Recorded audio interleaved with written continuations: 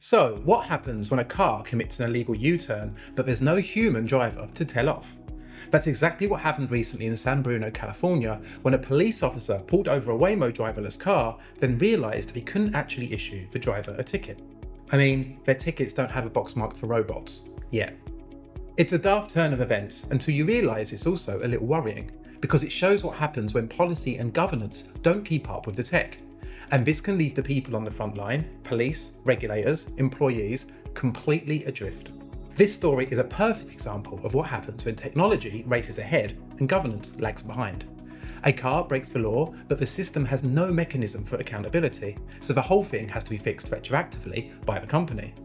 Now, swap that car out for an AI system inside your organisation. Maybe it flags an employee unfairly, misclassifies some content, or sends out the wrong alert. If there's no clear policy, no escalation path, and no human override, your people are stuck, just like the police officer. This is why I've been talking about my 9 AI principles for internal comms and employee experience. Because this isn't just something to theorise, but about making sure your employees aren't left in a lurch when something goes wrong. Transparency means people understand what the system is doing. Accountability means that there's clarity about who owns the outcome. And escalation, that's the human override, the get out of jail free card when the tech goes rogue. So, how do you stop your staff feeling like that Californian cop? A few guardrails can go a long way. Define who owns the system and who employees can turn to in a pinch. Build in clear escalation paths so no guesswork's required when things do get a bit weird.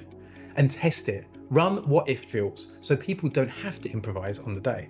This isn't about creating annoying red tape, it's just good governance that moves at the same speed as your technology. Back in San Bruno, the officer couldn't issue a ticket because the system wasn't ready for robots. Let's make sure our employees never face the same blank page when it comes to AI.